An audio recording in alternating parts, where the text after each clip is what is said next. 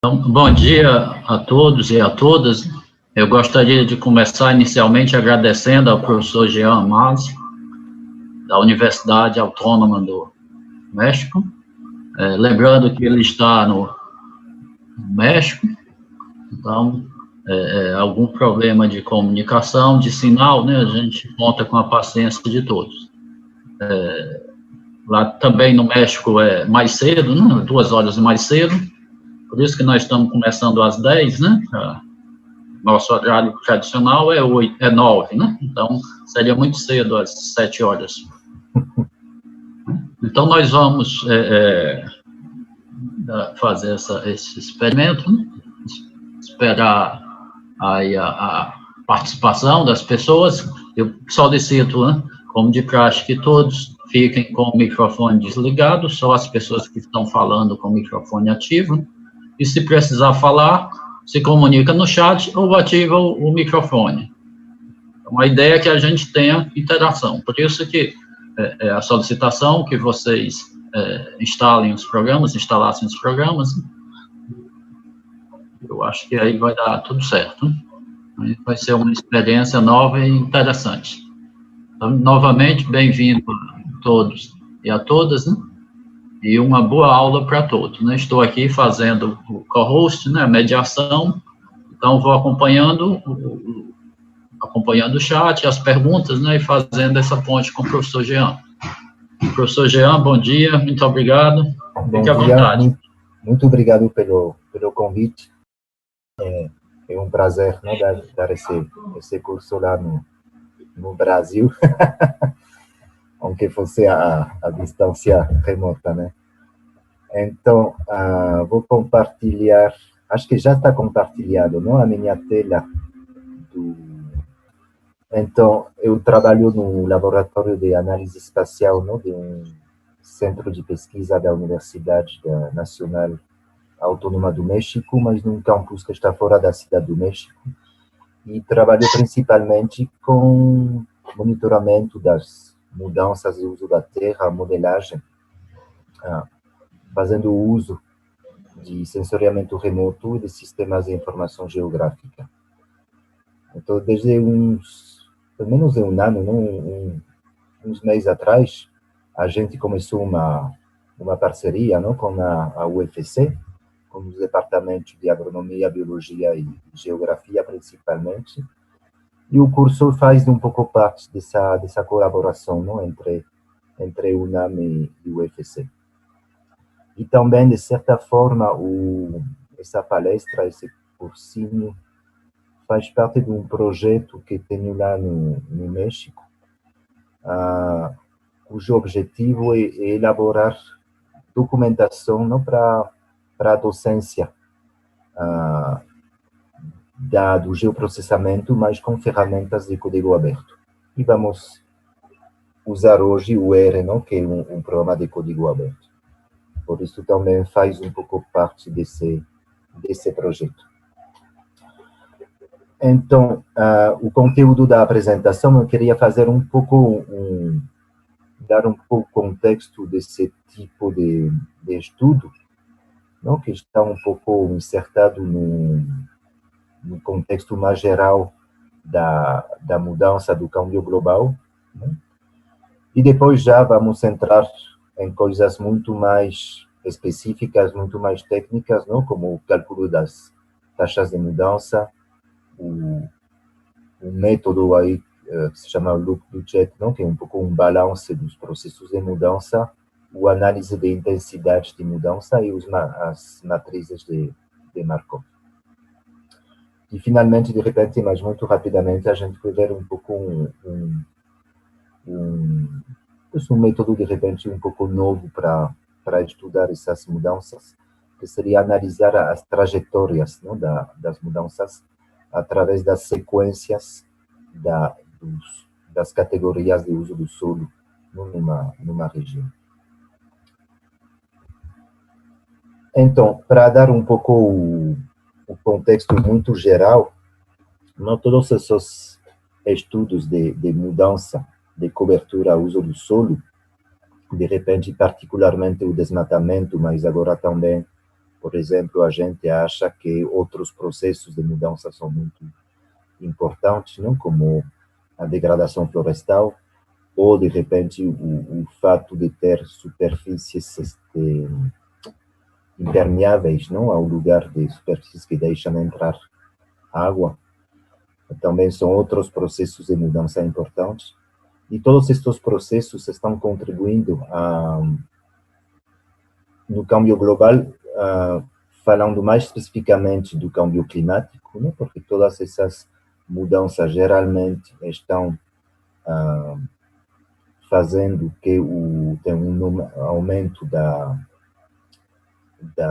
dos gases de efeito estufa da atmosfera, e também a perda de biodiversidade, né? Que é outro aspecto muito importante e muito trabalhado, né? dessas mudanças. Mas até a pandemia que a gente está padecendo agora, de alguma forma, tem a ver com essas mudanças, não? Com uma mudança dos contatos entre a vida silvestre, não? A fauna e os humanos, e de forma mais geral, as mudanças que tem nas relações entre o homem, não? Como humanidade, e a natureza.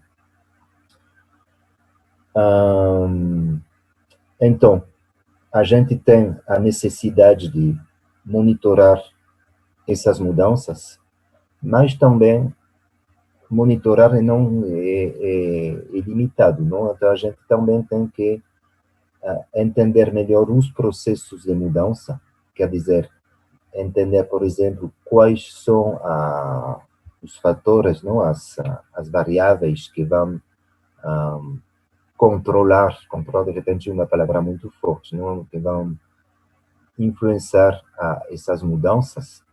Por exemplo, qual é a relação entre, sei lá, forças econômicas, não? Os mercados globais de certos produtos, como a soja, não? E o desmatamento.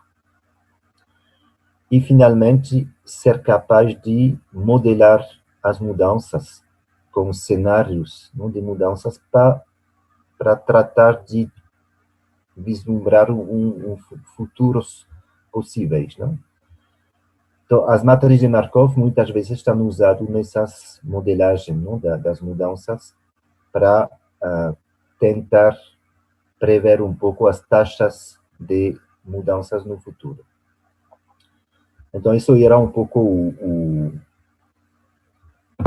o contexto muito geral, não? Desse tipo de estudo.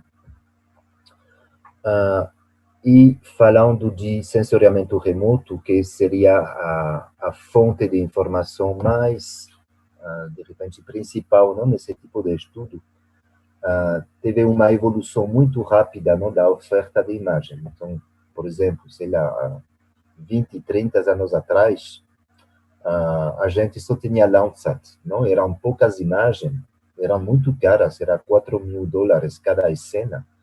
Então, sei lá, só para o estado do Ceará, devem ser já dezenas de imagens, não? Para todo o Brasil, acho que são 600 imagens, para o México são 200. Então, eram custos muito altos para fazer esses estudos. E as imagens, em comparação com as imagens de hoje em dia, tinham muito defeitos, não? Tinham distorções, tinha problemas geométricos, etc. Bom, hoje em dia tem uma melhora na qualidade e na quantidade dos dados, não? E tem muitas imagens que são gratuitas, não? Landsat, Sentinel, MODIS, para o Brasil Cibers, todas essas são imagens que a gente pode usar e não tem já essa limitação das verbas, não? Do dinheiro. E agora se poderia falar que mais que uma falta de dados para trabalhar, de repente a gente tem uma falta de capacidade, tanto do poder computacional, dos métodos de processamento e do pessoal para processar tantos dados, não? É um pouco a era do Big Data, onde a gente tem muita informação e o problema é como tirar proveito, não, dessa grande quantidade de informação. Então, para ser um pouco mais específico, não, nas melhorias que teve os dados de sensoriamento remoto, por exemplo, o Landsat, os primeiros Landsat tinham uma, que chamamos a resolução espacial, que basicamente o tamanho do pixel não passou de 80 a 30 metros. Então, hoje em dia já tem mais detalhe, mas realmente o Landsat agora tem, de repente, uma resolução espacial que muitas pessoas vão considerar já como não tão boa. Não? Aqui à direita, temos uma imagem Landsat e temos uma imagem Spot, não? Com uma resolução espacial de 2,5 metros da mesma área. Então, aqui dá para ver que, melhorando essa resolução espacial, a gente é capaz de enxergar detalhes não muito mais finos na imagem. Não dá para ver perfeitamente cada parcela agrícola, aqui um pouco difuso, um pouco borroso. Da mesma forma, aqui temos os edifícios, não? Bem definidos, e aqui uma mancha sem muito detalhe. Não? Então, por exemplo, o Sentinel não tem também imagem com várias resoluções espaciais dependendo da banda espectral, mas tem 4 bandas espectrais com 10 metros de resolução espacial, então já dá para enxergar detalhes nas imagens. Bom, também a resolução espectral, não? O número de bandas, ou a qualidade, digamos, dos filtros já melhorou muito também. E tem também bandas desenhadas especificamente para fazer o que chamamos as correções atmosféricas, não? Então, já a gente não tem tantos problemas com as nuvens, porque podemos fazer máscaras mais ou menos boas, etc. Mas, de repente, sobretudo, o que melhorou é o que chamamos a resolução temporal, ou seja, o número de imagens que a gente pode ter do mesmo lugar e a frequência, não, de tomar, o tempo de visita entre duas imagens. Então, por exemplo, no Landsat são 16 dias, ou seja, no melhor dos casos, a gente teria 2 imagens por mês, 24 imagens por ano. Mas realmente isso é um pouco teórico, não? Porque como tem geralmente nuvens, ou não geralmente, mas depende da região, pode ser sempre ou quase nunca, mas com a presença dessas nuvens, bom, o número de imagens que realmente a gente pode usar para enxergar, não, a superfície do solo é menor, não, do que esse número. E tem certas regiões, por exemplo, particularmente na Amazônia, não, mas também a Caatinga é relativamente complicada, não, porque muitas vezes tem nuvens que atrapalham e que fazem que o número de imagens disponível para realmente dar seguimento, por exemplo, das mudanças do uso do solo, não temos tantas imagens. Então, uma solução que acharam, não, os especialistas é fazer constelações de satélite, ou seja, em lugar de ter um satélite que vai passar no mesmo lugar cada 16 dias, a gente vai ter 2, por exemplo. Então, se não passa um, não passa o outro. Então, vamos diminuir por 2, não, a resolução, o tempo, não, de espera entre uma toma de imagem e a outra. No caso do Rapidez, que temos aqui, são 5 satélites. Então, isso permite realmente melhorar muito a resolução temporal. O que quer dizer? Quer dizer que, sem dúvida, até numa região da Amazônia que é muito complicada de ter imagens limpas, não, de imagens sem nuvens, de repente, com essa constelação Rapidez, ou de repente com a constelação Sentinel, a gente é capaz de ter pelo menos 1 ou 2 imagens boas por ano. Ou seja, se a gente faz um estudo da dinâmica da paisagem, não, das mudanças de uso do solo, essa resolução temporal vai permitir ter uma frequência, não, de um segmento desses fenômenos dinâmicos muito melhor. Bom, tem também uma coisa interessante, que são os nanosatélites, né, que são satélites muito pequeninos, que a gente pode carregar na mão, não, então, sei lá, entre 1 e 10 quilos. E são muito baratos, então, em comparação com um satélite tipo Landsat ou Sibers. Então, tem uma empresa, não, o Planet,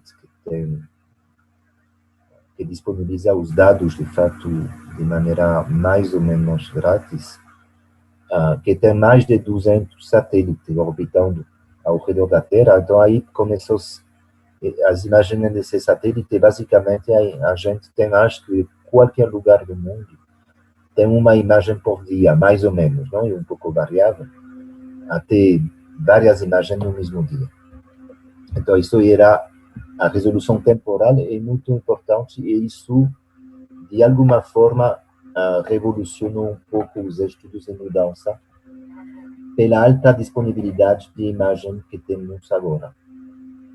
E, incluso, a gente pode ter, no melhor dos casos, não, tipo, séries de tempo, não, muitas imagens no mesmo ano, que vão permitir dar um segmento, por exemplo, do comportamento fenológico, não, da vegetação, ou das mudanças, mas de uma maneira muito mais precisa, não? Porque a gente vai ter, de repente, uma imagem cada mês, ou várias imagens cada mês.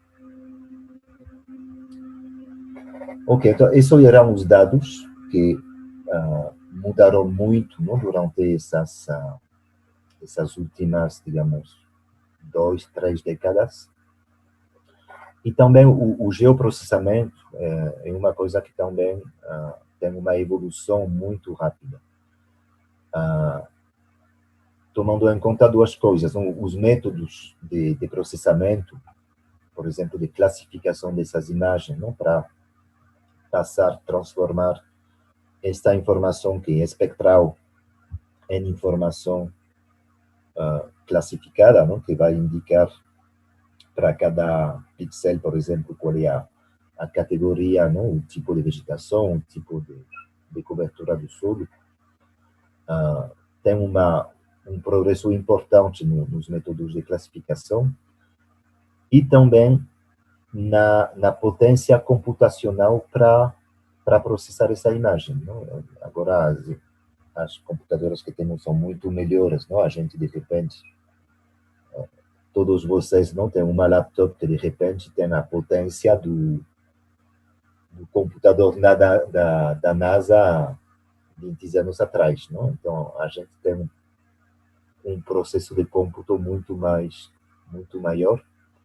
E uma coisa interessante também é o processamento na nuvem. Então, por exemplo, de repente, o sistema mais conhecido é o Google Earth Engine, não? Que faz parte do Google.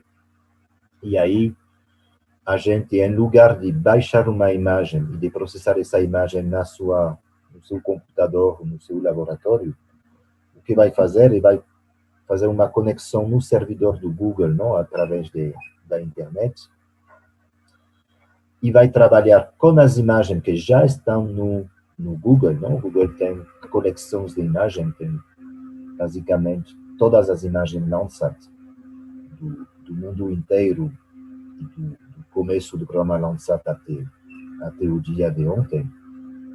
Tem também todas as imagens MODIS, Sentinel, etc. Então, a gente vai trabalhar nas imagens que já estão na nuvem, não tem essa tarefa, não, que de repente era um pouco complicada ou que era lenta, de baixar as imagens, e vai processar também com o poder computacional da Google, ou seja, vai trabalhar com os recursos da Google e de repente vai baixar unicamente o produto final, a imagem já classificada. Então, isso, de alguma forma, também simplificou muito, mas se a gente quer trabalhar no seu laboratório, não, na sua universidade ou na sua casa agora, tem muitas ferramentas de código aberto para geoprocessamento, não? Por exemplo, bom, todos conhecem o QGIS, não? Que é um tipo de ArcView ArcGIS, e tem agora paquetes, por exemplo, programas, não? Para sensoriamento remoto, com o Saga, o Willows, o GRASS, o OTB, o Snap, não? Etc., que são de código aberto. E tem também linguagem de programação, que agora tem pacotes ou livrarias que permitem, não, operações de análise espacial e de processamento de imagens de satélite. Bom, particularmente o R e o Python. Não? E a gente vai trabalhar hoje com o R, com alguns desses paquetes para fazer geoprocessamento. Bom, isso realmente é uma coisa relativamente nova. 20 anos atrás, para fazer esse sistema de informação geográfica sério, acho que só tinha o Arquinfo, não, nessa época, que agora é o ArcGIS. E realmente não tinha outra opção. Era muito difícil. Tinha, mas eram muito limitados. Não? Realmente, o Arquinfo, nessa época, era o rei, não tinha competência. Hoje em dia, acho que a gente pode trabalhar perfeitamente sem ArcGIS, sem nenhum problema, sem limitação. Até, sem dúvida, de certos pontos de vista, o ArcGIS que fica um pouco ressagado, não? Que fica um pouco com um pé atrás. Então, por que usar esses programas de código aberto? Bom, para começar, de repente, o argumento mais comum, de repente, que não é o melhor, que são gratuitos. Não? Geralmente, os pacotes de código aberto não têm custo, se baixa da internet, se pode usar sem nenhuma limitação. Mas tem também toda uma série de outras vantagens. Não são transparentes. O que quer dizer isso? Não é uma caixa negra. A gente pode enxergar o código. Claro que, de repente, a maioria dos usuários do QGIS não vai enxergar o código para saber exatamente o que está fazendo, mas tem essa possibilidade. Então, realmente, não é uma caixa negra onde o pacote processa os dados de um jeito, falando que com esse método, mas não é tão simples saber exatamente qual é o algoritmo, quais são os parâmetros que está usando. Então, no código aberto, isso é totalmente transparente, porque a gente pode olhar o código e também pode modificar ele. Muitos pacotes de programas de código aberto são de muito boa qualidade. Usam geralmente estándares para facilitar os intercâmbios, quando muitas vezes os pacotes privativos, para fechar um pouco e para deixar o freguês, não, um pouco preso do pacote, vai usar muitas vezes formatos que não facilitam esse intercâmbio porque querem que o cara fique com esse pacote, então não vai facilitar o uso, o intercâmbio com outros pacotes. E também outro aspecto é que muitas vezes os pacotes de código aberto têm métodos de ponta, não, métodos muito novos, porque geralmente se um pesquisador vai publicar um método novo, portanto que não existe ainda em nenhum pacote, ele vai publicar o seu artigo, não, numa revista, e paralelamente vai publicar em código aberto o algoritmo, o método. Não? Então, geralmente, e o caso do R, tem métodos que ainda não existem e que de repente vão demorar anos para ser inserido nos pacotes, nos programas privativos, que são muito mais lentos para absorver, não, para aceitar, digamos, novos métodos. Não vão esperar que esse método seja um pouco estándar. Esses pacotes são elaborados pela comunidade de usuário, então não são desenvolvidos por um pequeno grupo de programadores, não sei, de repente o ArcGIS tem, não faço ideia, mas imagino que não são mais de 10 ou 20 pessoas, as pessoas que estão encarregadas de dar, de fazer a programação de pacotes tão famosos, não, e tão importantes como o ArcGIS.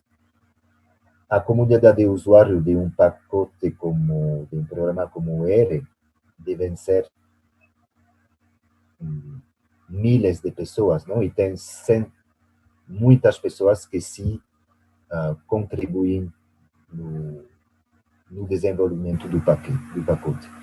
Então, o tamanho dessa comunidade do usuário faz que os problemas, não, os bugs, estão detectados muito mais rapidamente e também resolvidos muito mais rapidamente que num pacote privativo. E também tem muitos recursos para aprender, por exemplo. Tem muitos blogs, lista de discussão, vídeos, tutoriais, etc.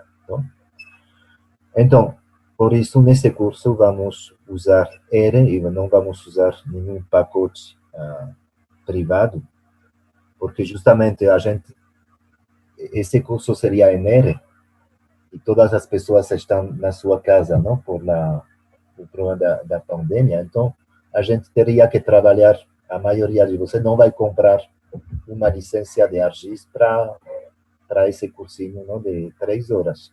Então, vai usar uma versão não pirata, e isso, bom, de alguma forma também para as universidades públicas, não, que geralmente têm limitações de verbas, que não têm muito dinheiro para comprar licenças, tipo ArcGIS ou, sei lá, ERDAS, PCI, para processar imagens de satélite. Esses programas, não, de código aberto estão evitando justamente entrar em práticas ilegais, não, como usar versões piratas, não, dos programas comerciais. Bom, então, todas esses dados novos, não, essas novas imagens e também essas novas ferramentas para processar os dados foram usados não para elaborar bases de dados sobre mudanças da cobertura do solo, e muitas delas focadas mais nas florestas. Por exemplo, o mais famoso, de repente, é o trabalho de um pesquisador, né, que se chama Hansen, da Universidade de Maryland, que usou todas as imagens Landsat disponíveis, não, no mundo, e usou o Google Earth Engine para elaborar um mapa, não, que vai usar uma série de mapas, não, que vai mostrar para a gente as mudanças da cobertura florestal no mundo inteiro, com a resolução do Landsat, não, de 30 metros. E durante a última década, não, mais ou menos. Então, a gente aí tem uma fonte de informação gigantesca, não, sobre mudança. Bom, tem outros trabalhos desse tipo, que tem uma escala, não, no nível global, outros continental, e no Brasil a gente pode, de repente, particularmente mencionar os sistemas, não, de monitoramento do desmatamento da Amazônia, do INPE, não, o sistema DETER, o sistema PRODES, não, que usam também essas imagens. E outra experiência interessante, não, no Brasil, o Mapbiomas, não, que também usa o Google Earth Engine, também imagem Landsat, e aí faz também o mapeamento, não, dos tipos de vegetação e de tipo de cobertura durante os últimos 35 anos, não? Acho que começando em 1985, acho, sim, 85 até o ano 19, acho. Então, você tem uma série de mapas, não, que vão permitir também dar um seguimento dessas mudanças, não, do uso da terra durante esse tempo todo, com uma resolução temporal anual. Não tem um mapa cada ano, tanto no Forest Cover Change como no Mapbiomas. Então, finalmente, a gente vai ter, geralmente, para fazer o tipo de estudo, não, que nos interessa, mapas que são mapas compatíveis, não quer dizer, são mapas que vão ter a mesma escala ou a mesma resolução espacial, foram feitos com dados semelhantes ou com exatamente o mesmo sensor, não? Por exemplo, todo o Landsat. Eles têm também o mesmo sistema classificatório, quer dizer, tem a mesma legenda. Portanto, se a gente tem um mapa, por exemplo, no caso, não, que temos aqui, um mapa para o ano 92, então cada 5 anos, não? Parece que eles trabalharam 92, 97, 2002, 2007, 2012. A gente pode fazer comparações entre os mapas das diferentes datas e obter informação sobre as mudanças. Então, e a forma mais simples e mais comum, de repente, de avaliar essas mudanças é o cálculo de taxas de mudança. E, do ponto de vista do geoprocessamento, é muito simples, porque a gente não vai mexer muito com os mapas, não vai fazer, por exemplo, sobreposição entre os mapas. A única coisa que a gente vai fazer é calcular as áreas das diferentes categorias, não? Aqui não dá para ver muito bem, mas tem floresta, tem, sei lá, tem várias categorias, e a gente pode, então, calcular a área total das florestas no 92 e, de forma totalmente independente, vai calcular também, baseado no mapa do 97, a área florestal, e a mesma coisa com as outras datas. E com base nessas áreas, pode calcular taxas, não? Que são um simples número que vai indicar um pouco a velocidade da mudança. Bom, geralmente, as taxas mais famosas não são as taxas de desmatamento, não? Porque muitos estudos estão interessados especificamente no segmento das florestas. Então, essas taxas podem ser absolutas, quer dizer que vão ser taxas que vão ser em hectares, por exemplo, não? Ou em quilômetros quadrados. Então, eventualmente, a gente poderia calcular a área, não, das florestas em 92, a área das florestas em 97, vai fazer uma resta, não, uma diferença entre os dois valores, e, portanto, vai ter a diferença. Ou seja, se esta diferença é negativa, não vai ter uma diminuição da área florestal, ou, pelo contrário, pode ser um aumento, não, dependendo dos casos. Infelizmente, geralmente, é uma diminuição. E, eventualmente, podemos dividir essa área, não, de ganho ou de perda da área florestal por 5, porque estamos observando um período de 5 anos. Dessa forma, vamos ter uma taxa absoluta, ou seja, vai ser uma área, mas vai ser anual, não, para ter um tipo de normalização. A FAO, por exemplo, nos informes, não, chama Forest Assessment, não, que publicam não lembro, cada 5 anos, de repente, sobre o estado, não, das florestas no mundo. Muitas vezes publica taxas absolutas, também vamos ver taxas relativas.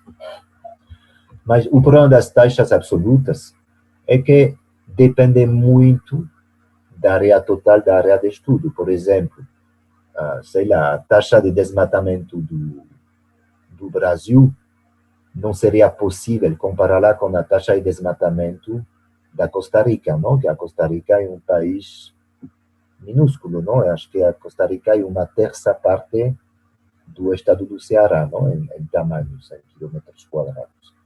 Então, claro que a taxa de desmatamento da Costa Rica sempre vai ser inferior à taxa de desmatamento de um país do tamanho, sei lá, do México, da Argentina ou ainda mais do Brasil. Então, essas taxas absolutas, bom, podem ser interessantes, porque dá realmente o tamanho, não, das áreas que mudam, não? Por exemplo, as áreas desmatadas, mas, de repente, para fazer comparações, por exemplo, entre vários países, ou vários estados, ou várias regiões, que têm um tamanho muito diferente, é melhor trabalhar com taxas relativas. Então, as taxas relativas já não é uma área, não, que vamos expressar em hectares ou em quilômetro quadrado, mas vai ser uma proporção. Ou seja, vai ser a proporção das florestas, ou depende, pode ser também a proporção da área de estudo, é menos comum, mas essas duas equações aqui temos para calcular taxas relativas. A taxa vai expressar a porcentagem de área florestal que vai ser desmatada cada ano. Bom, no caso de aplicarem lá para a categoria floresta, não? Então, a gente teria uma taxa de desmatamento. Mas essa equação a gente pode aplicar ela para qualquer categoria, obviamente. Então, podemos, sei lá, se estudamos as áreas da categoria área urbana, a gente teria uma taxa de crescimento das áreas urbanas, por exemplo. Então, aqui temos duas equações. A primeira é a equação que usa a FAO, não, nos reportes, não, por exemplo, das taxas de desmatamento no mundo. E a outra é outra forma de calcular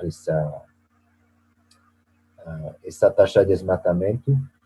Ambas estão usando um pouco o princípio do que chamamos de interesses compostos.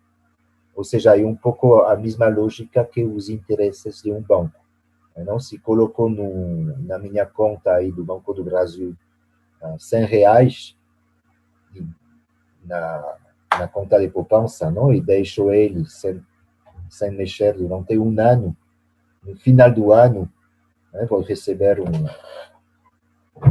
uma comunicação, não, do banco que vai falar: você deixou R$100 e os interesses, não, da poupança são 1%, então você já tem R$100, R$101. Não? Se a gente deixa esse dinheiro na conta, o ano seguinte, a taxa de interesse se vai aplicar aos R$101. Então, vou ganhar o primeiro ano, ganhei R$1, e no segundo ano vou ganhar R$1,01, não? E assim vai crescendo muito devagar, né? O meu dinheiro na minha conta de poupança.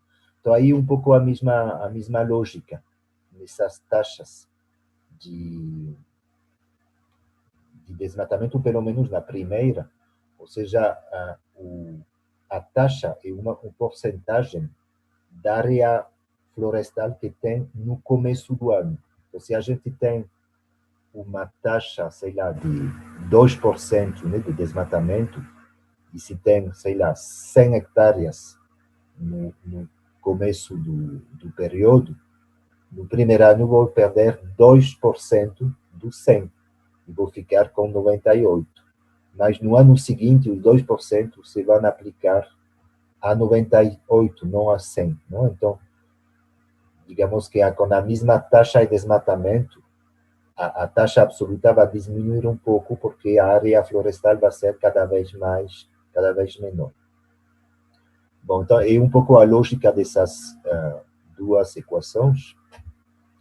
E aí, se estão interessados, tem um artigo onde o autor faz uma comparação entre as duas. Bom, e chega na conclusão que, basicamente, dá um resultado muito semelhante, e que unicamente quando as taxas são muito altas, tem uma diferença significativa entre os dois valores obtidos por uma equação e pela outra. Ok. Então, o problema destas taxas é que estamos usando a área, por exemplo, se estamos falando de floresta, a área florestal para uma data e para outra data. Então, por exemplo, se imaginamos uma região onde tem uma perda de 50% das florestas, mas, ao mesmo tempo, tem uma recuperação da mesma área de floresta, não por regeneração, não do, sei lá, abandono de cultivos e regeneração, a taxa vai ficar em zero. Não? E isso é um pouco, de repente, pode ser um pouco enganoso, não? Porque a gente poderia pensar, tem uma taxa nula, quer dizer que essa paisagem é muito estável, não passa nada. Aqui, a floresta ficou totalmente intacta, não tem taxa de mudança. Ou os diferentes tipos de coberta ficaram igualzinho no final do período que no começo. E, de repente, pode ser totalmente errado, porque, de repente, tem processos que vão compensar um no outro, e, finalmente, a taxa pode ficar ou muito baixa, ou incluso poderia ficar nula, e isso não quer dizer que não teve mudança, ou não teve uma dinâmica nessa paisagem. Então, realmente, se a gente quer ir além dessas taxas, não que são, não, que são interessantes, mas que, de repente, dando uma informação muito parcial, a gente já tem que tomar em conta todas as mudanças que ocorreram neste período, não, de estudo, que é o período entre as datas do mapa 1 e do mapa 2, tomar em conta todas as mudanças e não só o balanço, o resultado final, não? Finalmente, uma taxa de mudança toma o resultado final, mas não toma em conta toda a dinâmica que a gente pode observar na paisagem. Então, para realmente ter uma ideia um pouco mais detalhada sobre as mudanças que tem nessa paisagem, a gente já tem que fazer um processo, um geoprocessamento um pouco mais sofisticado, digamos, que o simples cálculo das áreas no mapa 1 e no mapa 2, tem que fazer uma sobreposição entre os dois mapas. Não? Ou, se a gente trabalha, por exemplo, em forma vector, não? No ArcGIS, seria fazer um intersect. Não? Então, a gente aqui, por exemplo, tem o mapa, não? Para a primeira data, podemos imaginar, sei lá, que é uma área florestal, o 2 é uma área urbana e o 3 é uma área de agricultura. Então, no tempo 1, não? Na data 1, tem essa configuração dos três tipos de coberta. E no ano seguinte, ou 5 anos depois, não, no tempo 2, já tem essas mudanças. Não? Então, dá para ver que, sei lá, tem um crescimento das áreas agrícolas, não, sobre a floresta, tem um crescimento da área urbana, tem também um pouco de floresta que vai ganhar sobre a área agrícola. Tá? Então, se a gente faz uma sobreposição entre estes dois mapas, a gente já vai obter informação sobre cada tipo de mudança, que chamamos transição, geralmente. Então, tem uma área, por exemplo, que era da categoria 1, agricultura, e que fica do mesmo jeito. Não? Então, a transição seria uma permanência, e seria 1 a 1. Mas tem, por exemplo, essa área aqui, não? É uma área que era antigamente agricultura, que era o 3, e que passou a urbano 2. Então, aqui temos uma transição, não? De 3 a 2, que também ocorre aqui. Essa é uma permanência, não? Seria uma transição para a mesma categoria, 3 a 3. E assim, com essa sobreposição, a gente tem cada transição, cada mudança ou permanência entre as duas datas. Então, aqui, bom, se a gente trabalha com um formato vector, não tem polígonos. Se trabalhamos em um formato raster, temos pixels, mas tanto faz.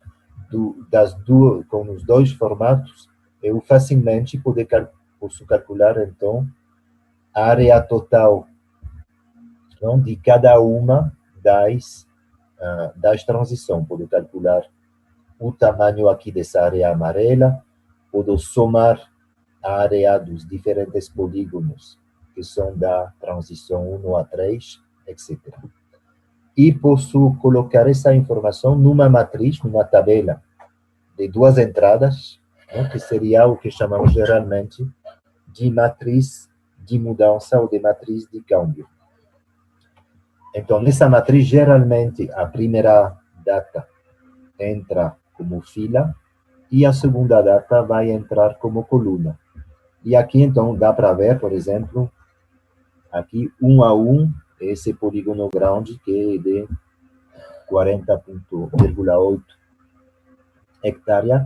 Então, aqui na minha tabela, 1 na primeira data, que fica 1 na segunda data, aqui vou colocar essa área de 40,8. Não tem nada, por exemplo, que passa de 1 a 2. Isso é uma transição que não ocorreu. De repente é impossível, de repente simplesmente não ocorreu nesse período e nessa área de estudo. Depois, por exemplo, vou ter 1 a 3, não vai ser a soma da área desses polígonos, não? Então, 7 mais 1, 8, mais 2, 10, mais 0,8, então 10,8, e aqui, na transição de 1 a 3, vou ter a área dessa transição. Então, nessa matriz, na diagonal, são as transições de permanência, ou seja, as coisas que não mudaram entre uma data e a outra. E fora da diagonal, temos vários tipos de mudança. E a gente tem que ter cuidado no jeito que foi construído a matriz, porque, por exemplo, 2,1 não é a mesma coisa que 1,2. 2,1 é primeira data, era categoria 2, passa a ser 1, e aqui a transição, digamos, oposta, não? 1, 2. Que mais? Bom, essa matriz, se a gente faz a soma, não, das filas, então a gente já tem de novo a informação que a gente usou para fazer as taxas. Não? As taxas estão baseadas no total das diferentes categorias, no tempo 1, que seria esta soma, ou no tempo 2, que tem essa soma. Então, aí dá para ver, de repente, de forma mais nítida, a diferença que tem entre uma taxa, uma simples taxa, unicamente vai usar essa informação aqui, e agora vamos ver o que chamam de loop budget, não? Que justamente vai tentar usar essa informação que tem dentro da matriz, não unicamente a soma, não? Para uma data e a outra data. E aqui a gente tem realmente a informação das diferentes transições, não? Dos diferentes tipos de mudança que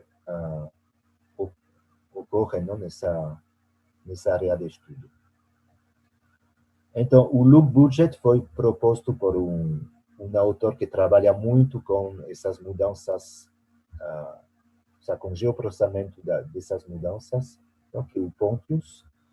E ele, então, propõe uma forma, não, de quantificar as mudanças que é um pouco inspirada de um tipo de um orçamento financeiro, não? Então, do mesmo jeito que quando a gente faz um orçamento financeiro, bom, de repente a sua empresa pode ter ganhos ou perdas, ou vai gastar e também vai ganhar, e dependendo, não, do balanço entre o que gasta e o que ganha, vai ter um balanço final positivo ou negativo, e esse dinheiro, não, que entra e que sai, seria um pouco a troca, não? Um pouco o investimento que a gente tem que fazer para depois ter um retorno, não? Então, ele usa um pouco esses conceitos para as mudanças. Então, a gente vai ter, para cada categoria, vai ter uma área que vai se transformar em outras categorias, onde seria a perda, vai ter um ganho e vai ter uma mudança neta, dependendo se ganha mais que perde ou perde mais que ganha, e vai ter uma troca, não? Que seria um pouco, acho que vai ser mais claro aqui, o jeito que faz para calcular isso. Então, se aqui a gente vai pegar de novo a mesma matriz, essa matriz, de repente, é muito mais fácil, não, de interpretar se a gente transformar essa matriz num diagrama, não, de fluxo. Então, aqui tem as 3 categorias, não, com caixinhas, e tem os intercâmbios. Então, por exemplo, sei lá, se a gente enxerga dá uma olhada na categoria 1, essa categoria 1 fica igualzinha, não, se converte nela mesma, com 40,8 hectares, e tem 10 hectares que vão a transformar-se em 3.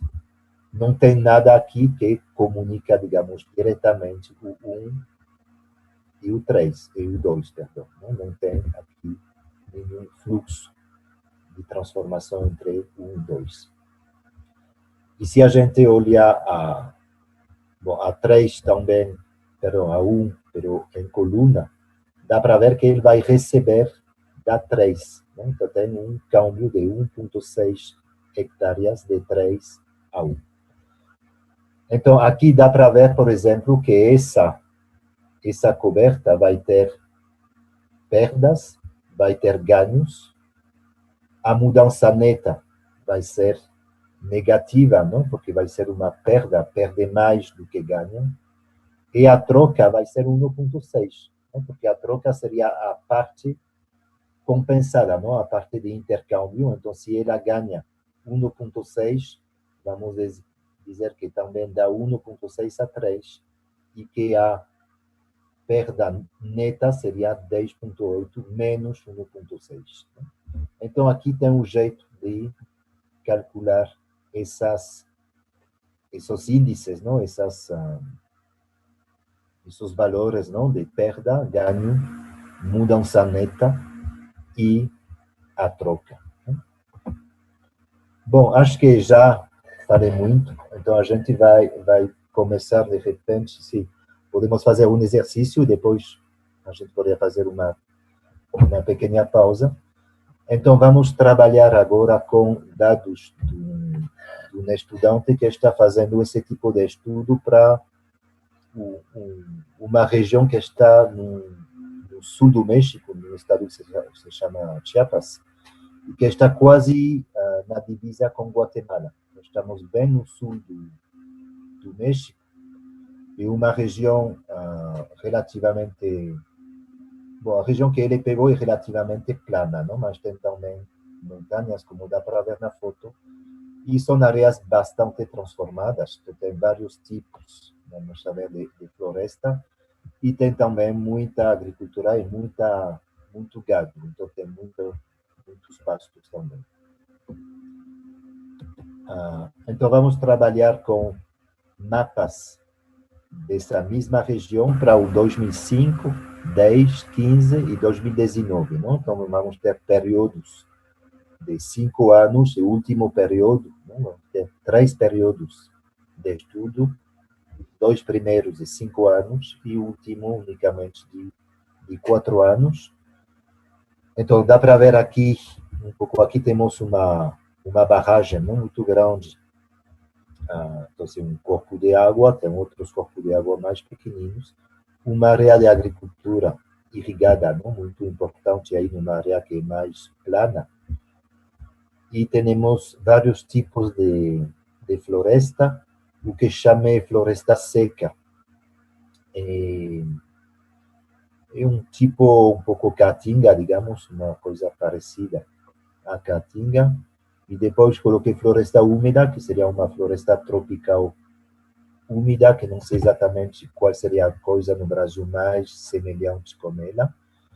E floresta temperada, que basicamente são florestas de pinheiro. E temos também em amarelo, não, aqui, muitos pastos, não? Porque a galeria aí é bastante importante. Ok, bom, realmente, acho que na categoria pastos também tem uma partezinha que é de agricultura de secano. Ok, então, a gente agora pode entrar no R e vamos fazer esse primeiro exercício, não, com os mapas. Vamos importar os mapas no sistema e vamos trabalhar, então vamos calcular as taxas de mudança e vamos fazer esse look budget, não, esse cálculo desses índices de ganho e de perda. Ok, então vou tentar agora passar na minha janela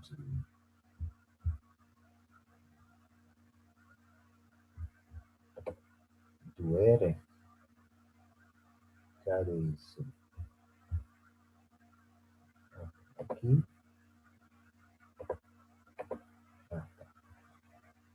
Cadê? Ok. Não tem muita dúvida no chat, tudo bom?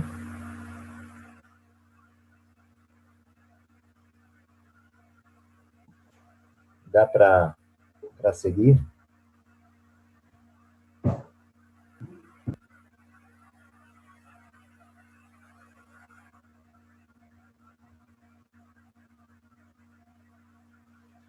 Mas tudo ok, tudo indo bem, professor. Joia. Bom, então Novamente, vamos... né, se alguém tiver alguma dúvida, caminha no chat, respondendo, né? Ok, Tá, sim. joia. Então, vamos seguir um pouquinho, né? Depois a gente descansa uns 5 minutos para poder bater as pernas, né? Mas acho que dá para fazer esse primeiro exercício. Então, a gente vai começar com o script que se chama taxas. E a única coisa que acho que vocês têm que fazer é aqui mudar essa linha, não, a linha 7, porque essa linha dá a pasta de trabalho. Então, a minha pasta de trabalho está nesse caminho aqui para chegar na minha pasta que chama mapas, onde tem os arquivos TIFF. Então, vocês vão ter que modificar essa linha para colocar aqui a ruta, não, da sua pasta, ou eventualmente dá também para fazer isso no RStudio, acho que aqui, não, com a opção de Set Working Directory, a gente aí pode também indicar para o RStudio onde fica os arquivos que a gente vai processar. Ok. Bom, acho que todos estão familiarizado, digamos, com o básico do R, né? Então, a gente vai rodar linha por linha o código para poder explicar cada resultado. E isso é muito simples, não? A gente colocar o mouse, o cursor, numa linha e poder fazer. Então, no meu caso, é Ctrl R, acho. Não lembro. No meu caso é Ctrl Enter, mas acho que no Windows é Ctrl R. Ou se não, simplesmente aqui o Run. Não? Então a gente se coloca numa linha, pode ser no final, pode ser no meio, tanto faz, e faz Run, e essa linha fica executada. E os resultados geralmente vão chegar aqui na janela que está embaixo, no console. Se há um erro, vai sair aqui. E se uma gráfica, a gente vai obter essa gráfica na janela aqui dos plots. Então, a gente vamos trabalhar com um pacote chamado raster, não? Que permite a R processar os mapas, não em formato digital, mas em formato raster. Então, vou executar essa linha.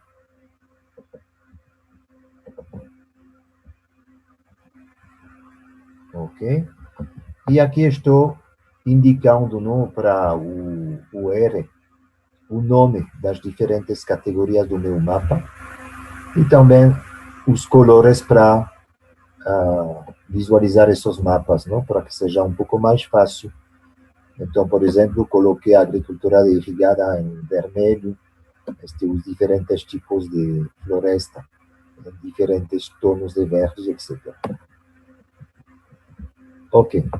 E aqui estou, já na linha 14, estou lendo cada um dos arquivos TIFF, não? Que são, então, esses mapas em formato raster. Então, estou lendo o mapa do 2005 e vou chamar ele no sistema D1, não? De data 1. E aqui posso visualizar ele, não? Com os cores que defini para poder observar. Ok, então aqui a gente tem esse mapa, já comentamos mais ou menos, não, a distribuição, essa barragem, essa área agrícola, não, uma área um pouco mais plana aqui que tem, floresta e muitos pastos, não, em amarelo, e aqui esses outros tipos de floresta não mais temperada que ficam aqui numa área que é mais elevada. Bom, e a gente aqui vai carregar os mapas das diferentes datas, não? 2010, 2015, 2019, e vai chamar os mapas D1, D2, D3, D4, como data 1, data 2, etc. Tá? Então, aqui a gente vai demorar um pouquinho, não? Porque os arquivos não são muito pesados, então, dependendo, de repente, de cada computador, vai demorar um pouco mais, um pouco menos. E a gente aqui dá para ver que tem certas mudanças, não, na paisagem de uma data para outra. Não? Aqui estamos em 2015, vai colocar aqui o mapa de 2019, ou não, sim. E de repente vai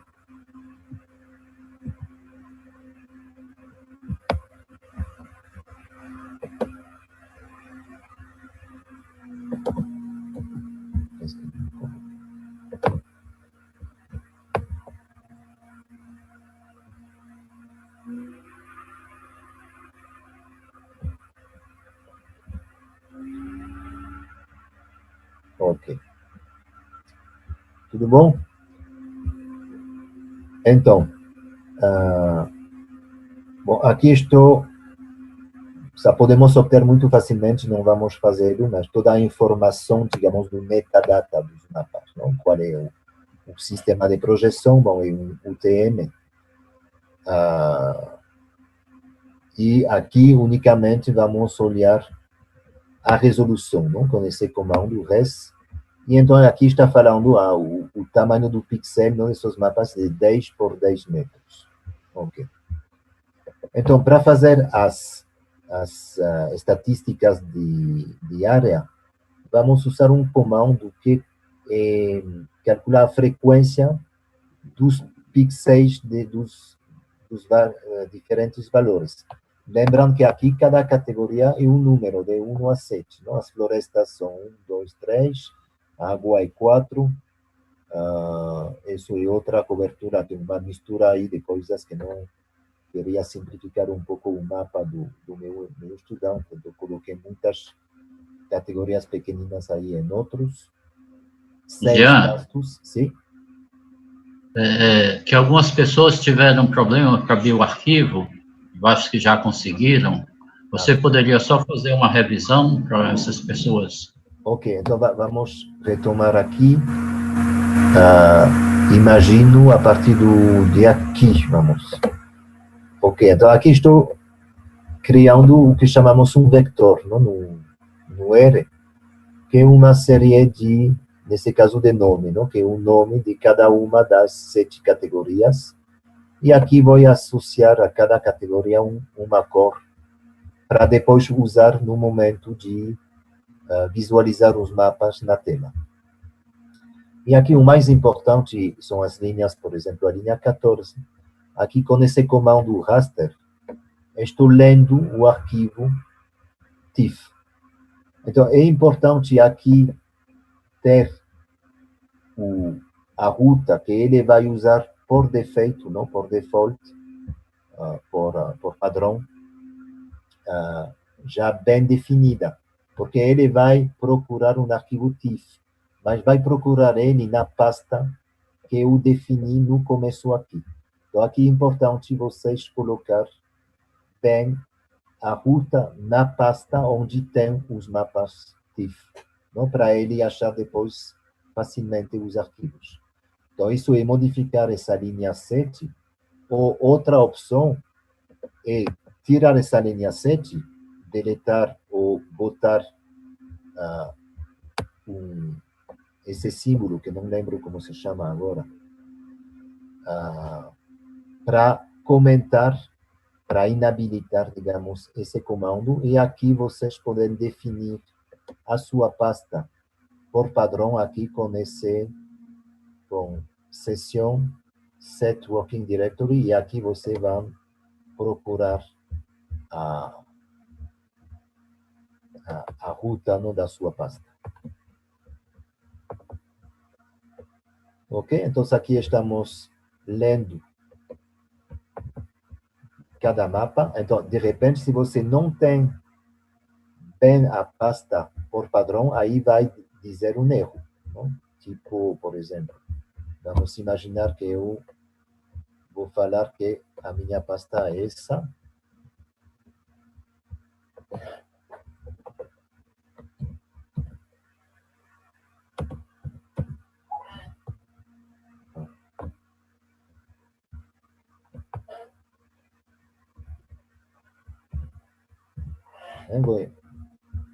Caso a minha pasta não seja bem definida, vou ter esse tipo de erro. Vai falar, esse arquivo não existe. Não existe porque você não está indicando a pasta onde realmente está o arquivo. Então, aí, esse passo, acho que seria o único passo importante, o único passo que você tem que modificar cada pessoa para adequar-se do jeito do seu computador.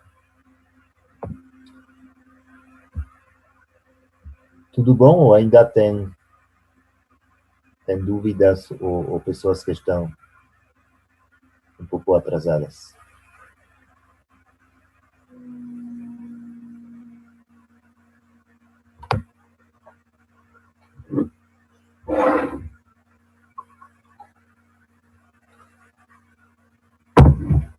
Não.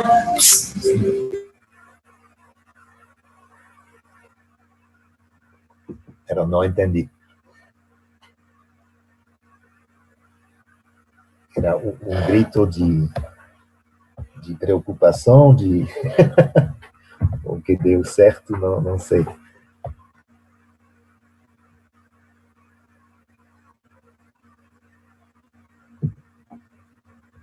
Bom, entendo que tudo bom, então vamos seguir, né? Então, aqui a gente carregou os 4 mapas, não? Que são mapas então, da mesma região, mas para 2005, 2010, 2015 e 2019. Aqui vimos que o tamanho do pixel era 10 por 10, e aqui com esse freco vamos a obter uma informação que é o número de pixels de cada categoria. Então vamos ter o número de pixel da categoria 1, que é a floresta temperada, etc. Vamos obter esse tipo de informação aqui, que é uma tabela, não? Que indica que o valor dos pixels desse mapa, então dá para ver que tem valores de 1 a 7, e tem também uma quantidade pequenina de pixels que são NA, não sei exatamente, a verdade, não perguntei ao meu colega aqui o que era exatamente, imagino que são áreas que tinham nuvens numa data e ele tirou elas para todas as datas. Bom, a verdade é que tanto faz porque são muito poucos pixels, e então temos um pouco a quantidade, não? O count e o número de pixels para cada categoria. E como sei que cada pixel é de 10 por 10 metros, sei que para fazer 1 hectare necessito juntar 100 pixels, né? Porque 1 hectare são 100 por 100. 100 metros por 100 metros. Então, realmente, esse count, que é o número de pixels, se estou dividindo ele por 100, já isso seria um número de hectares, né? Então, esse número aqui grandão, não, que é 314.002, realmente corresponde a 3.140 hectares. Então, é o que vamos fazer aqui, não? Aqui, com o comando frec, vou obter essa tabela, não? Com os valores e o count.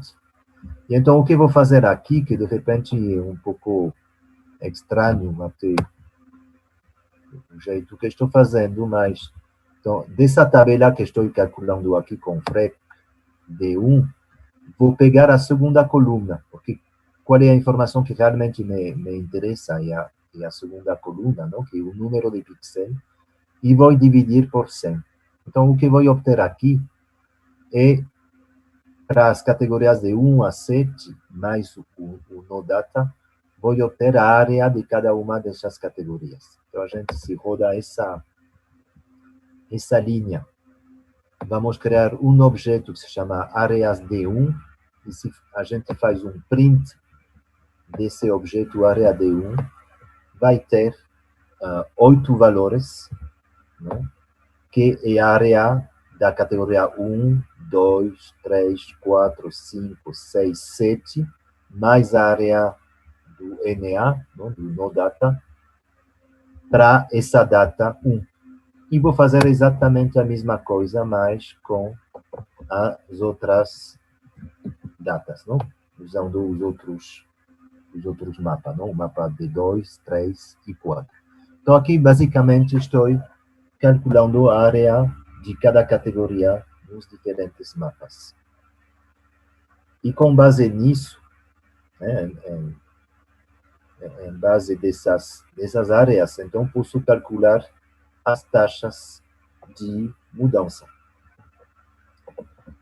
Então, por exemplo, se eu faço as áreas 4 menos as áreas D4, não, que são do 19, menos as áreas D1, então, se faço esse cálculo, vou obter também 8 valores, que são a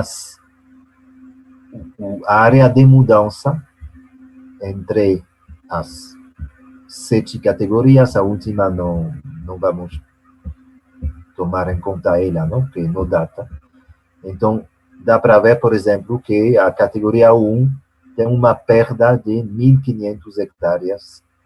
A categoria 2 também tem uma perda. A categoria 3 tem uma ganância, etc. Então, aqui temos as taxas absolutas, mas para o período completo. Tá? Então, a mesma coisa, por exemplo, aqui entre 2015 e 2019, teria que fazer a resta entre o área D4 e D3, não? Que é o 19 e o 2015. E aqui também seriam taxas absolutas, nesse caso, como dividir o número de pixels por 100, que são pixels de 10 por 10, calculei em hectares. Bom, de repente, podemos anualizar essas taxas, não? Então, vamos dividir pela duração do período. Então, por exemplo, no caso, não, do 2005 a 2019, vamos fazer a mesma resta que a gente estava fazendo anteriormente, mas vamos dividir por 4, não? Que são 4 anos. E aqui, então, teríamos a área média, não, de mudança por ano entre para as diferentes categorias. Ok? Bom, depois podemos, então, lembram que o problema um pouco das áreas absolutas, que depende muito da área de estudo. Então, podemos ter taxas baixas, mas porque estamos numa região pequenina. Ou podemos ter taxas muito mais altas, mas porque estamos pegando todo um país ou um continente, e é um pouco difícil fazer comparação ou ter uma ideia se uma taxa é alta ou baixa, não? Porque depende muito da área estudada. Então, geralmente, vamos passar com essas taxas em proporção, não? Taxas relativas. E então, o que podemos fazer aqui é, eventualmente, podemos calcular em porcentagem da área inicial, não? Então, aqui vamos fazer a resta e vamos dividir. Não, aqui acho que tem um erro, seria dividido por D1 aqui. Então, na linha 48, seria a diferença dividido, se estamos falando da área inicial, seria dividido por D1. E aqui também. Então, o que está falando aqui, que entre o 2005 e o 2019, não, tem quase 50% desses bosques que sumiram, não? Então, são taxas bastante altas, não? A metade desse tipo de floresta desapareceu. Bom, e podemos finalmente aqui aplicar as taxas, não lembram das taxas com a equação da FAO ou a outra equação, não? Baseada também nos interesses compostos. E aqui, bom, é o jeito do R, não, de calcular essa, não? Então, era a área da segunda data dividida pela área da primeira data. Isso na potência 1 entre o número de anos entre os dois períodos. E a gente coloca menos 1 aqui para ter, em caso de perdas, taxas negativas, não? Então, aqui faço esse cálculo. Se quero ter o resultado expressado em porcentagem, tem que multiplicar por 100. E então aqui teria a taxa de mudança, mas da categoria 2. Vem que aqui, nas áreas, no vector, não? Nos números que indicam as áreas no tempo de 4 e na data 1, estou pegando unicamente o segundo elemento. Ou seja, que aqui estou calculando a taxa, que seria, então, uma taxa de desmatamento, não? Porque é uma categoria florestal. Não? Então, a categoria 2, que era essa... Qual era? Era a floresta que chamei úmida. não tem uma taxa de desmatamento de mais de 4% por ano. Então, é uma taxa muito elevada, realmente. E, aplicando a outra equação, obtenho um número um pouco diferente, mas não muito, né? De 4,6% por ano. Ok? Então, essas taxas estão falando o que você, cada ano, está perdendo um pouco mais de 4% desse tipo de cobertura, nesse caso, o tipo número 2.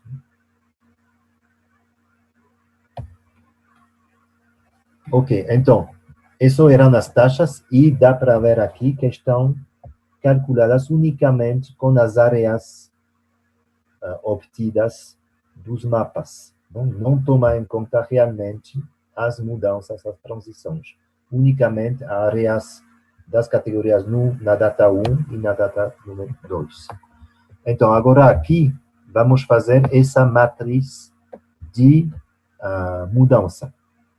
Então, a gente está usando aqui um comando que se chama crosstab. Então, o crosstab faz uma sobreposição entre dois mapas e vai fazer as combinações, não, do valor de um mapa e de outro mapa. Ou seja, vai fazer, nesse caso, que são mapas de uma data e de outra data, essa combinação é uma transição. Não? Por exemplo, um pixel que vai ter um valor 1 no D1, não, da primeira data, e 4 no D2, vai ser um pixel que teve uma mudança, não, do seu tipo de cobertura da categoria 1 para a categoria 4. Então, esse crosstab vai fazer essa sobreposição entre os dois mapas. Nesse caso, estou fazendo com o período 2005-2010, porque estou pegando aqui o mapa D1 e D2. E podemos observar aqui, que isso demora um pouquinho, porque já é uma operação de processamento muito mais sofisticada, não, que um simples cálculo das áreas. E aqui, o que ele faz é não faz diretamente a matriz, faz uma tabela de 3 colunas.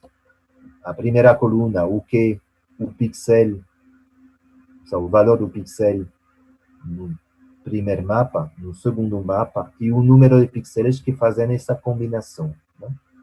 Então, essa informação, essa tabela, a gente pode transformar ela facilmente numa matriz de 2 entradas, não, com esse comando que vai transformar essas tabelas de 3 entradas numa matriz também que tem 2 entradas, e a gente obtém isso. Não? Então, aqui tem o tempo 1, que seria o 2005, e aqui em coluna vai entrar a informação do 2010. Então, por exemplo, me está indicando que tem mais de 300 mil hectares que são da categoria 1, que fica igualzinho, do mesmo jeito, em 2010, e tem uma certa quantidade, não, que vai se transformar, por exemplo, em 3, não, que tem 2.000 hectares desse tipo de floresta que se transforma em outro tipo de floresta. Isso é muito provável que seja um erro de classificação e não uma mudança real. Do mesmo jeito, sei lá, tem 6 de agricultura. Então, podemos ver aqui que tem uma certa quantidade, não tem muito desmatamento das categorias 1 e 2 para fazer agricultura, mas sim temos muito, então, o 3, que é então, o 3, se me lembro, é a tipo caatinga, não? Então, essa caatinga tem 2.500 hectares que foram transformadas em agricultura irrigada nesse caso. Né? Então, aqui temos na diagonal as permanências, não? Que geralmente são os números mais grandes, porque num território num lapso de 5 ou 10 anos, não? Que geralmente são os períodos que a gente está estudando, apesar de tudo, a maioria dos elementos ficam permanentes, não? E fora da diagonal, que geralmente são números mais pequeninos, temos as áreas dos diferentes tipos de transição. Então, aqui posso transformar essa matriz realmente como da classe matriz para o R, não? Aqui na linha 73, e vou fazer os cálculos do loop budget, não? Então, lembrando que o loop budget tinha que calcular a soma das colunas, a soma das filas, que isso finalmente são as estatísticas, não? A soma das colunas são as áreas no 2005, perdão, no 2010. E a soma das filas são as áreas no 2005. Posso calcular também a diagonal aqui. Então, a diagonal são as áreas de permanência. Tá? E aqui, então, posso aplicar de forma muito simples, não? As equações propostas pelo Pontius. Então, por exemplo, a perda não seria as áreas que são as sumas das filas, ou seja, as áreas no tempo número 2, não, de 2010, menos as diagonais. E aqui teria, então, as áreas de perdas para cada uma das categorias. Mas são as perdas absolutas, não netas, não? Porque, de repente, essa mesma categoria vai perder, mas também pode ganhar. Não? Então, aqui, vem que essas categorias, muitas vezes, têm processos que vão a compensar. Por exemplo, perdeu 10.000 hectares, mas ganhou 11.000. Ou seja, ele ficou quase estável, não? A sua área final, de repente, não vai mudar muito, mas não quer dizer que ele não tem um comportamento dinâmico, porque perde e, ao mesmo tempo, ganha. E então, para realmente ver qual é o resultado desses processos de perda e de ganho, a gente pode calcular o câmbio neto.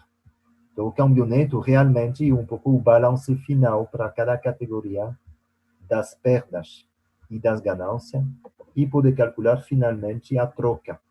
Não? A troca é um pouco o que fica em equilíbrio, não? O que perde, mas também recupera. Então, aqui temos para cada categoria esses índices, e eventualmente aqui podemos fazer uma tabela um pouco para resumir essa informação. E vem que aqui, bom, temos para cada categoria do meu mapa o ganho, as perdas, a troca e o câmbio neto. As taxas, finalmente, estavam baseadas unicamente no câmbio neto.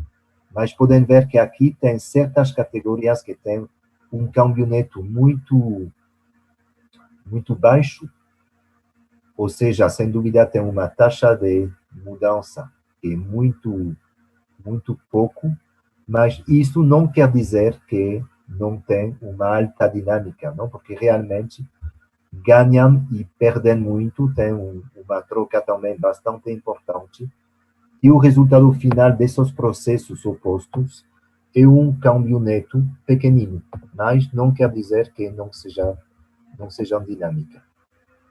Bom, isso aqui foi calculado do 2005 ao 2010. Daria para fazer o mesmo tipo de cálculo para cada um dos períodos de estudo. Tá?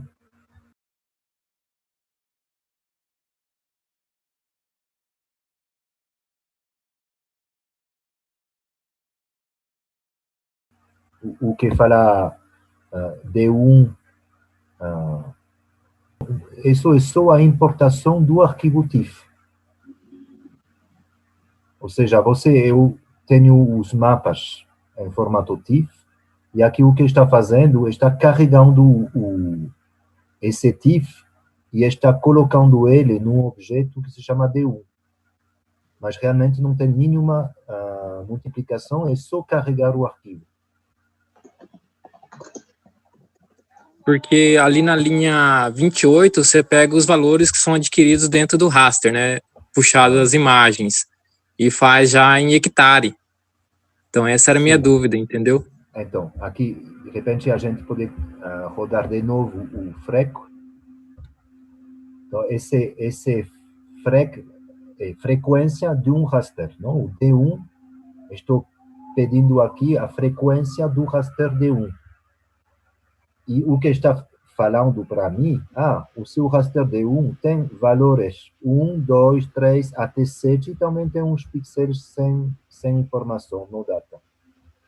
E isso aqui, na coluna que se chama count, tem um número de pixels do valor 1, um número de pixels que tem um valor 2, etc. Então, é só um resumo, não, dos valores do meu raster, o número de pixels que tem um valor 1, que tem um valor 2, que tem um valor 3. Tá?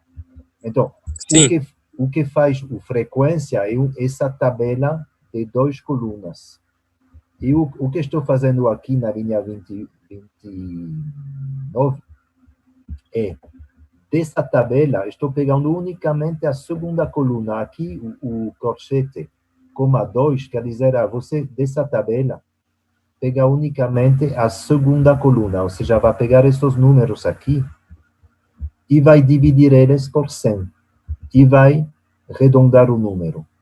Então, o que eu obtenho aqui, realmente, é esses números aqui sozinhos, dividido por 100. Estou dividido por 100 porque o número de pixel, como é um pixel de 10 por 10 metros, sei que necessito 100 pixels para completar uma hectare, não? Então, se tenho o número de pixel dividido por 100, tem o número de hectares. É só isso. Sim, entendi. Outra questão ali, essas imagens do Landsat, são o RGB ou são alguma banda específica que o senhor usa para poder pegar esses valores do pixels, considerando de 1 a 7 e o NA? Não, cuidado, isso foi, do Landsat foi todo um processo de classificação das imagens que foi meio híbrido, não é? Aí sim um pouco complicado o que o meu estudante fez. Bom, realmente isso não são dados do meu estudante. São dados então de um colega. Isso, então essas imagens seria como o NDFI, né? Que usa aí, que a gente vê aí usando nos artigos. Uma classificação supervisionada, ele faz antes, exatamente. né? Então, bom, foi uma classificação supervisionada e depois com uma certa edição visual. Mas é uma isso que eu não estava entendendo, que na hora que você fazia a multiplicação, ele te dava os valores de 1 a 7 e o NA. Então, ele fez um pré-tratamento antes de uma supervisão, né? Uma SVM ou um Random-Forest, né? Não, sim, claro que aí a gente está usando imagens que não são do Landsat de fato, são imagens, imagino que são Sentinel, e são imagens já classificadas, ou seja, todo o trabalho de classificação de imagem, a gente está poupando esse processo, não já foi feito por meu colega. Ou seja, a gente já está processando ou analisando imagens já classificadas. A gente não mexeu em todo esse trabalho, que é um trabalho do cão, não, de classificar essas imagens, não, para passar de uma informação espectral a uma informação, digamos, de categoria, não? A gente já tem todo esse trabalho feito. O TIFF que estamos importando realmente não é a imagem de satélite, já é um mapa, não? De uma certa forma, é uma imagem classificada. E cada número está indicando a categoria do solo, não, para esse pixel. Então tá bom, então. Muito obrigado, professor. Tá? De nada. Tá bom, então. Obrigado, Fernando. O Jean tem outra pergunta da Glória, do Danilo. Glória, você queria fazer a pergunta?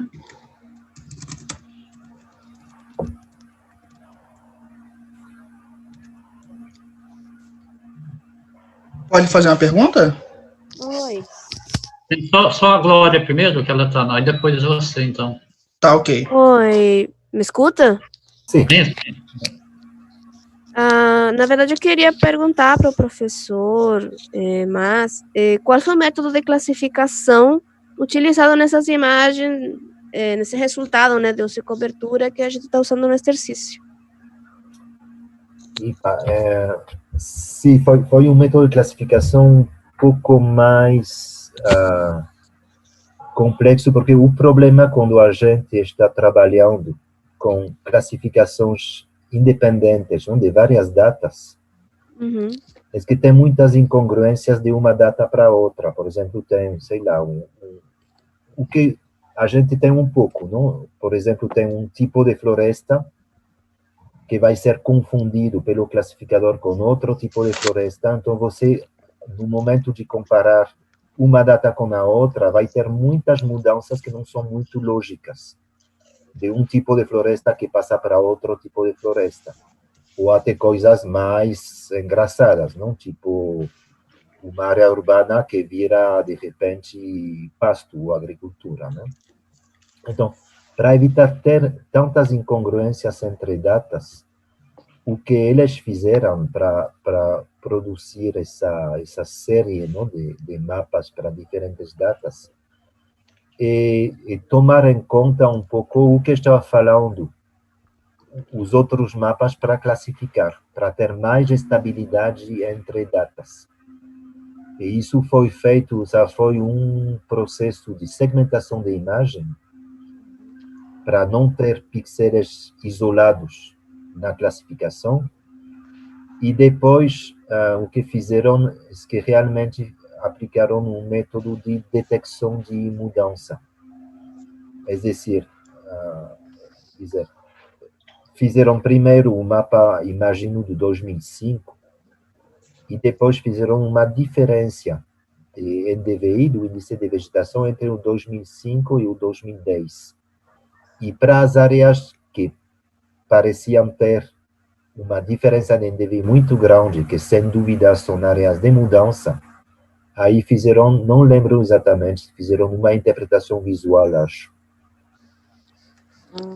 Então, realmente, os mapas são imagens classificadas, mas não são classificações independentes, são um tipo de atualização, não? Do mapa de uma data para outra data. E isso é com o intuito de ter uma série de tempo mais congruente no tempo. Porque senão é uma bagunça. Por exemplo, se você pegar, por exemplo, sei lá, dados de várias classificações, de várias datas, mas que são classificações totalmente independentes, geralmente tem muitas mudanças que são absurdas. Porque os erros de uma classificação são diferentes dos erros na outra classificação, e todos os erros vão gerar falsas mudanças.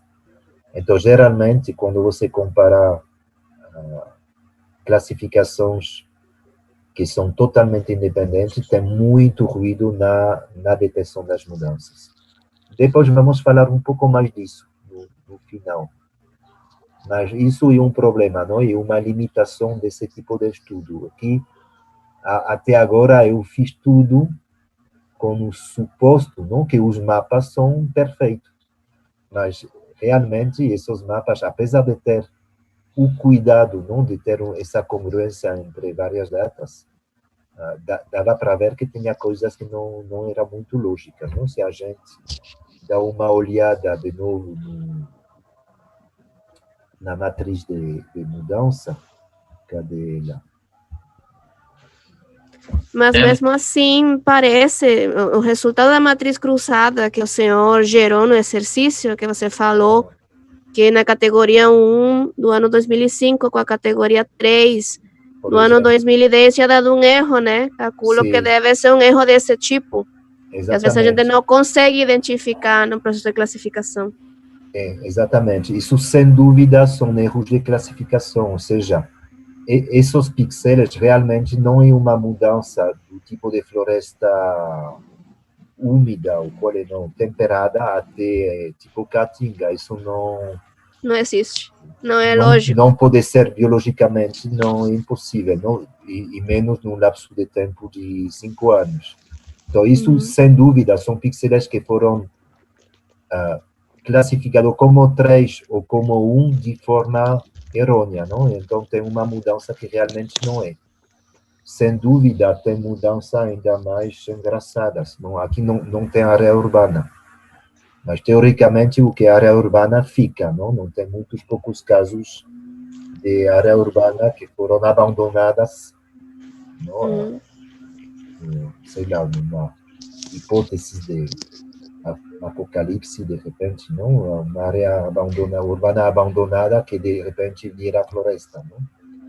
Se você tem isso na sua matriz de mudança, o mais provável é que um erro de classificação, ou que não era urbano no começo, então não vira floresta, realmente já era floresta, ou que não era urbano e não vira floresta, não? Então, aí na matriz de mudança, muitas vezes também dá para ver mudanças absurdas, não? Que são realmente erros de classificação. Tá certo. Obrigada. Obrigado, Glória. Aí temos uma pergunta do Felipe, Jean. Por favor, Sim. Felipe. Oi, bom dia. Eu queria fazer uma pergunta que nesse processo de classificação de imagens, né, normalmente a gente faz num software, né, convencional de sensoramento remoto, de SIG, né, aquele processo de treinamento, segmentação, classificação. Eu queria saber se tem como a gente fazer todo esse processamento dentro do próprio R. A segmentação até agora, acho que não. No Python tem-se não lembro como se chama, mas tem um algoritmo de segmentação de imagem que é muito bom, que é bom. Correto. Então, e eventualmente esse comando do Python a gente pode chamar ele do R, mas já é um pouco chato, eu não sei fazer, mas os meus estudantes fazem isso. Depois, todo o processo de classificação no R já é possível, já tem vários pacotes, não, para processar imagem de satélite no R. Ainda não é muito assim, muito bom, não? É um pouco simples, ou não tem muitas opções, mas já tem vários pacotes que fazem classificação de imagem no R. Então, seria possível fazer todo o processo de classificação no R. Menos se a gente quer fazer a segmentação, ainda não tem. Jean. Ok, então, obrigado. Obrigado. Sim. Jean, você tem a capa do livro aí no computador, só para mostrar? Oxe. Sim, sem dúvida, mas não sei onde ficou. Mas sim, tem, no final eu mando para o pessoal, a gente tem sim, de fato, nem aproveitei para fazer a difusão desse livro, mas a gente tem um livro, não, de análise espacial com R, e acho que na versão em português, acho que não tem um capítulo sobre classificação de imagem, está na versão em espanhol, acho. Mas puedo mandar, então, a gente tem esses dois livros, não, de R para geoprocessamento, e são livros grátis, não, de Creative Commons. Então, depois mando para o pessoal o link, não, dos dois livros, e de repente pode ajudar um pouco para justamente começar a usar R como um pouco um pacote, não, para tanto processar imagem como para fazer operação mais tipo SIG. Muito bem. Jean, e temos mais uma pergunta do Romário. Romário Oliveira, por favor, Romário. Bom dia. Sim. O senhor mostrou alguns bancos de dados que a gente já tem as imagens classificadas, a exemplo do mapa biomas. Eu gostaria de saber se a gente poderia pegar esses dados e trabalhar para fazer esses cálculos, essas análises. Sim. Agora, o que vi um pouco do mapa biomas quando eu trabalhei com os dados, é que tem um pouco esse problema da falta de congruências entre datas, porque eu acho que o problema do mapa biomas é que cada data foi classificada de forma independente, não, como um random forest. Então, tem em comum os campos de treinamento. Isso que os campos de treinamento da permanência, por exemplo, das áreas agrícolas, de uma data para outra, são os mesmos campos de treinamento. Então, isso dá uma certa congruência entre datas. Mas, ainda assim, se você enxerga, por exemplo, essa mesma matriz de mudança feita com uma biomas, de repente tem muitas mudanças que não são muito lógicas. Então, o problema um pouco de uma biomas, sem dúvida, depende muito também do bioma. Mas no caso da Caatinga, que sem dúvida é talvez o bioma mais difícil para ser classificado, não?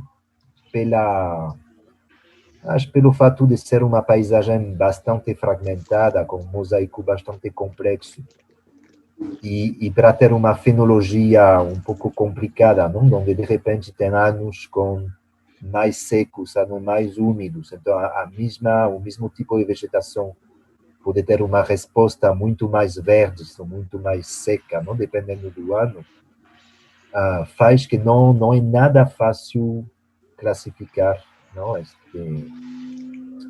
Essas imagens, não? E acho que no caso da Amazônia, por exemplo, imagino que é um pouco mais fácil. De repente, tem também outros problemas com as nuvens, tudo isso, mas são tipos de vegetação com mais contraste, não? Se você tem uma floresta tipo amazônica e depois tem um pasto, a diferença é tão marcante que é mais fácil fazer classificações com uma acurácia alta. E no caso da Caatinga, acho que é mais complicado. Então, o problema de uma biomassa é um pouco isso, que tem erros que fazem que tenha uma quantidade importante de mudanças que realmente não são mudanças. Mas agora, bom, uma biomassa, cada versão é um pouco melhor, não? A versão 1, não, que fizeram como prova, era uma bagunça total e pouco a pouco foram melhorando os mapas. Certo, obrigado. Então, obrigado a todos pelas perguntas, né, professor Jean? E ao final a gente faz outra sessão de perguntas, né?